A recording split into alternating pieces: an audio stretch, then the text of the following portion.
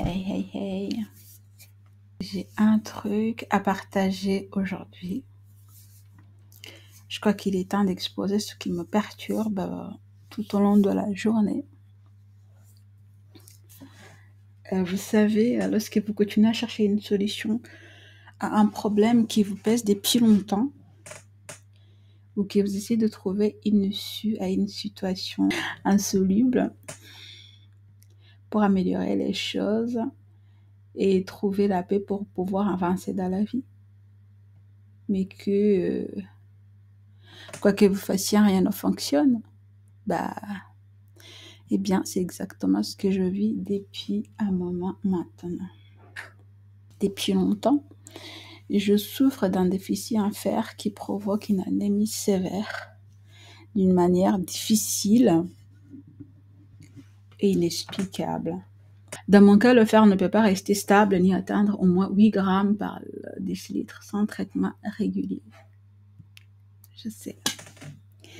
En fait, il est bien connu que le fer est essentiel pour aider le sang et l'oxygène à circuler dans l'organisme.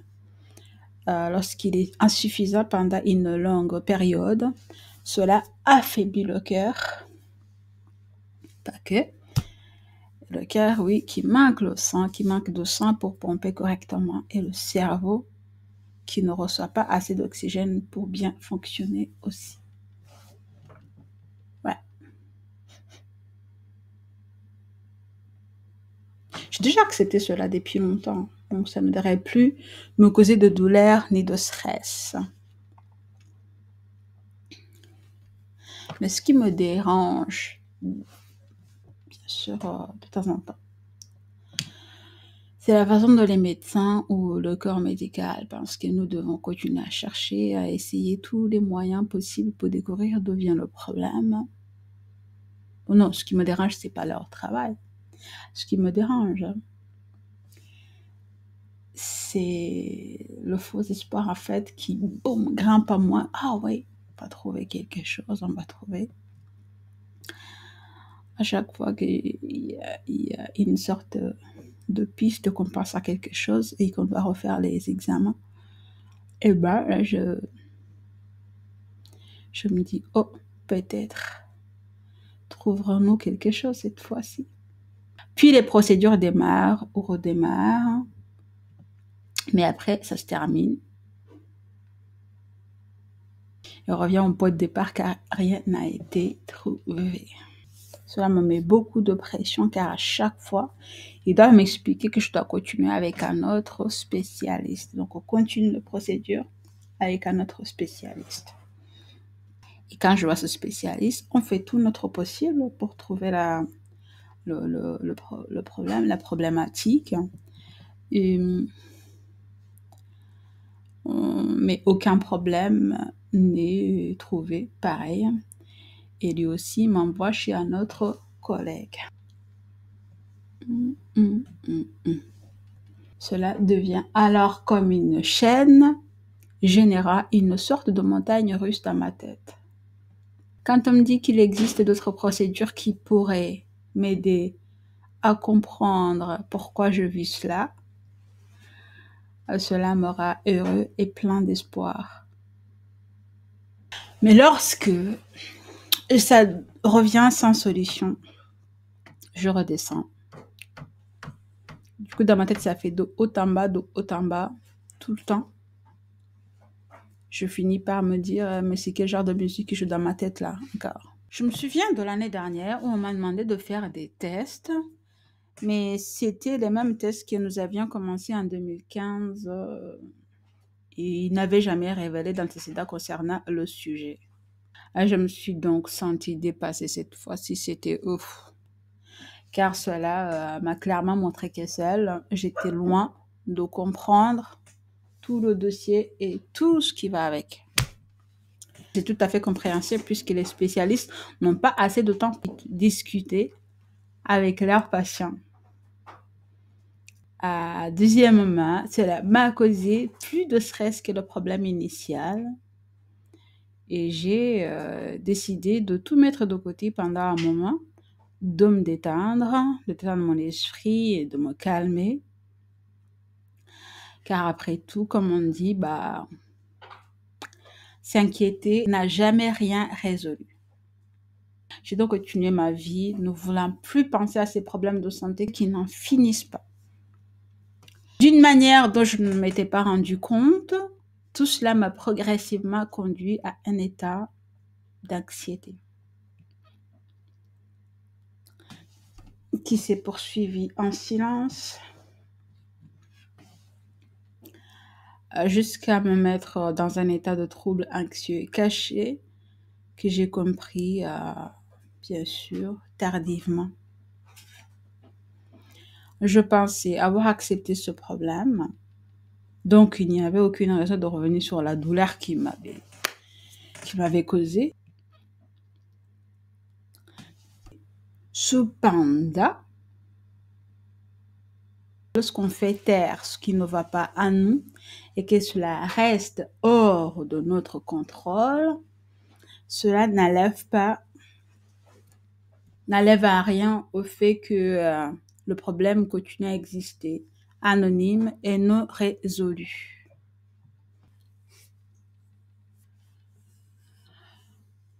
Cela signifie que mon cerveau a reçu le message disant d'abord, on laisse l'esprit se reposer et le cœur se calmer.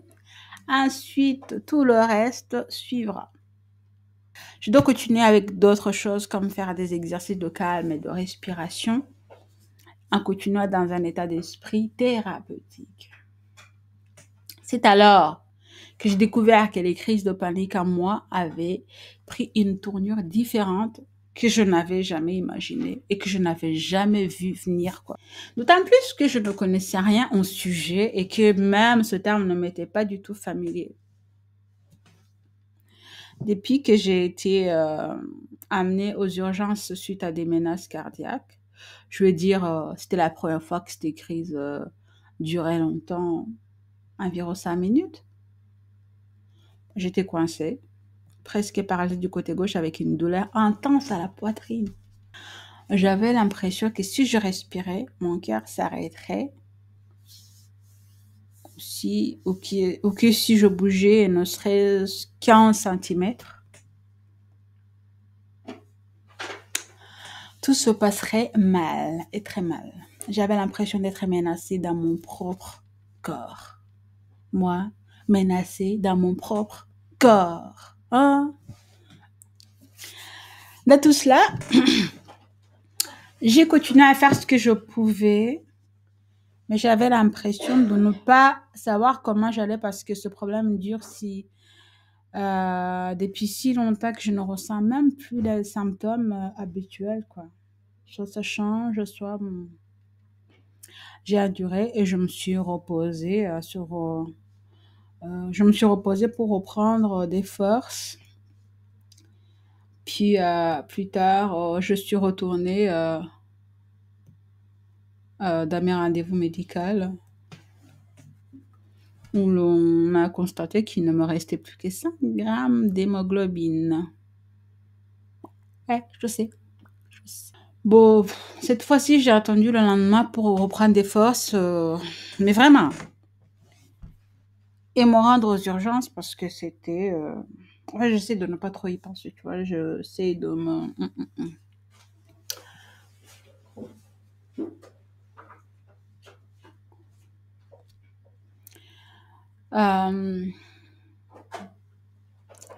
Alors là, donc, il me fallait des forces pour me rendre aux urgences parce qu'à 5 grammes, déjà, on est comme...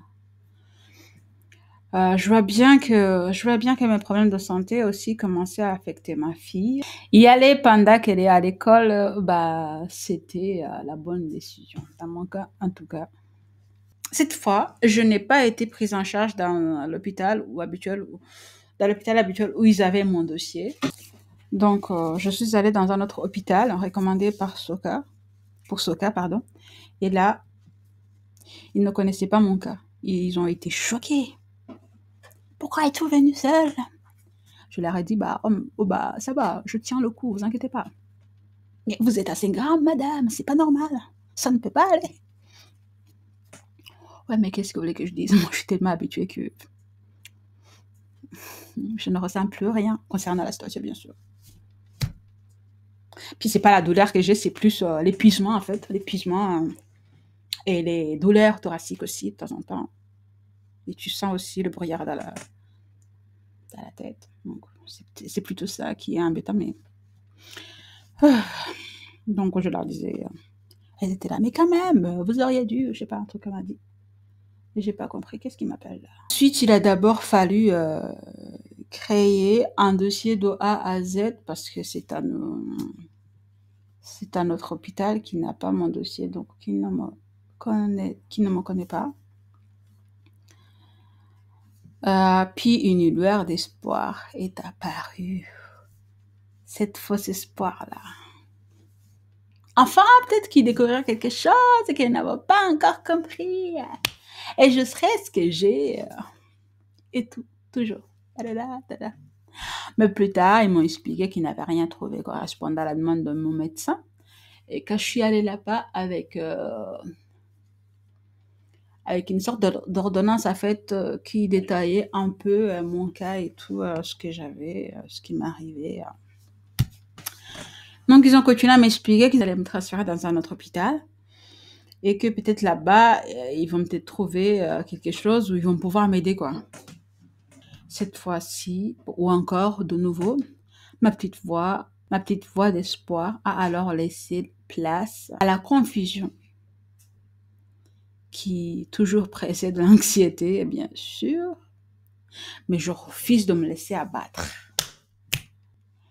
Ouais, je refuse de me laisser abattre. Non, je me dis, Jeanne, ne t'emporte pas, ce n'est pas grave que nous mourions ou que nous nous en sortions. Quoi qu'il arrive, arrivera. Arrivera ce qui doit arriver. Fais simplement tout pour éviter l'anxiété et la panique. Le reste ne peut pas être contrôlé maintenant. Et ça, je me le suis répété au moins 1000 fois jusqu'à m'endormir. Tu sais, là-bas, l'attente est longue, donc ça ne me dérange pas du tout. Ça me dérange pas du tout. Il faut comprendre qu'en fait, dans la vie, il y a bien pire des choses que ça. Hein? C'est ça la vie. Les choses sont telles qu'elles sont. Je fais un peu comme cultiver l'art d'accepter mon affliction sans prétendre que je vais bien, ni me forcer à aller bien. Le plus important, c'est ça, faut pas l'oublier. Vais-je guérir? Est-ce que je vais guérir ou je vais mourir? Je m'en fiche. Complètement. Maintenant, non. Ça ne me fait ni chaud ni froid. Je ne veux tout simplement pas m'inquiéter ni vivre dans l'anxiété. Non. J'ai toujours pensé qu'un jour, les choses reviendraient à la normale et que je reprendrai ma vie habituelle. Je n'y ai pas beaucoup réfléchi. Même si j'étais très faible, je gardais toujours l'espoir. Je sentais que quoi qu'il arrive, je n'aurais pas perdre l'espoir ni abandonner car rien n'est éternel. Les bonnes choses ne durent pas éternellement, les mauvaises choses ne durent pas éternellement non plus. Mais maintenant, j'ai fini par me rendre compte qu'en fait, il faut croire. Vaut mieux peut-être se rendre à l'évidence que ce souci pourrait peut-être rester éternellement et qu'il se peut que nous ne trouvions jamais de solution.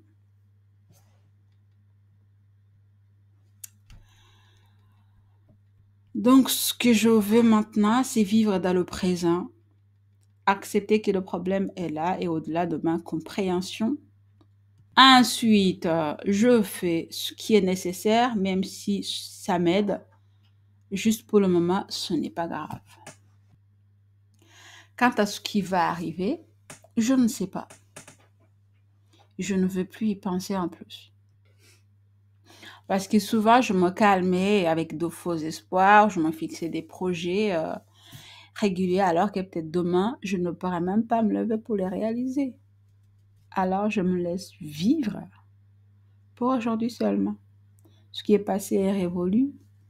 Ce qui viendra sera réglé en son temps. Voilà pourquoi j'aime bien parler, j'aime beaucoup parler sur mes pages de la mentalité thérapeutique, ce que j'appelle thérapie mindset, qui consiste à se faire la thérapie soi-même, donc la self-thérapie. Ainsi, je connais bien la douleur, la souffrance au fil du temps, ainsi que tout ce qui en résulte. Dans mon cas, j'avais souvent l'impression que mon cerveau était brouillé à cause d'une douleur persistante ou de défis que je ne parvenais pas à résoudre. J'avais l'impression d'avoir un brouillard cérébral, une errance mentale, un désintérêt ou un manque de désir pour quoi que ce soit, une fatigue de tout. Oui, j'étais fatiguée de tout, de la confusion et surtout un manque de soutien émotionnel et de l'aide. D'aide émotionnelle, quoi. Ce qui rendait très difficile de mettre les choses en ordre et de le suivre au fur et à mesure. Parce que c'est quand même très difficile d'expliquer aux gens ce qu'on a. Déjà, je me faisais critiquer. Les gens pensaient vraiment, au départ, les gens pensaient vraiment que je ne suis pas du tout malade, j'ai aucun souci, tout ça c'est dans ma tête. Et moi, je les suivais, je disais, ah ouais, c'est peut-être ça. Ah ouais, peut-être que je mange mal, peut-être que je fais pas attention à moi, peut-être que, voilà, je les écoutais et tout, et je suivrais tout ce qu'ils me donnaient comme conseil à la lettre, et ça n'a jamais rien donné. Sans oublier les médecins qui me regardent, ah ouais, ça peut pas marcher, parce que déjà, ils ont déjà trouvé ils ont pas encore trouvé quoi que ce soit, franchement, une personne normale. Alors là, je sais pas. Et donc, tout ça rendait très difficile de mettre les choses en ordre et de le suivre au fur et à mesure. Mais grâce à l'autothérapie, je parlais tout à l'heure de la self-thérapie, j'ai découvert un moyen d'aider mon cerveau à rester stable durant les moments les plus délicats. Si vous aussi, vous rencontrez des problèmes majeurs ou tout autre problème de vie qui soit difficile, de longue durée, comment vous vous en sortez et comment ça se passe. Si vous avez envie de les partager avec moi, je sais pas. Je suis tout oui. Et surtout, je vous dirais, ne baissez pas les bras et continuez à venir ici pour qu'on en parle, qu'on échange et qu'on se soutienne sur tout ça. Et si vous ne pouvez pas, c'est pas grave. De ma part, je vous souhaite de continuer à prendre bien soin de vous, notamment à prendre bien soin de votre santé mentale. Je remarque aussi qu'en ces jours-ci, que ces jours-ci, j'ai l'impression que nous sommes constamment challengés, en fait, à différentes échelles de la vie, que ce soit professionnellement ou personnellement. Mais je me dis, restons dans le présent. Hein? Restons dans le présent.